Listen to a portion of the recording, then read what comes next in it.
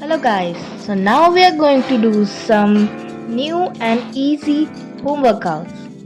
They are leg kicks. We have to do them 20 times. You can also increase them as per your needs and also decrease them as per your needs. Now, here it comes squats.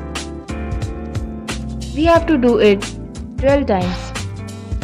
We have to do it 12 times. We can increase it as per our needs and also decrease it as per our needs. Here it comes toe tap leg lifts. It's a set of 30. We have to just simply lay down and move our legs up and down by touching our toes to the ground.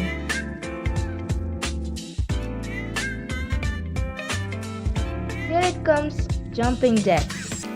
It's a set of 20. It's a very enthusiastic exercise. Jump, jump, jump, jump, jump.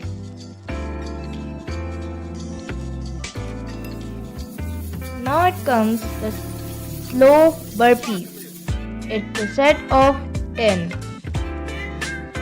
There are many benefits of this exercise. We can reduce our thigh fat, arm fat, even our belly fat.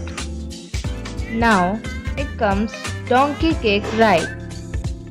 It's a set of 20. We can reduce our thigh and leg fat by this exercise.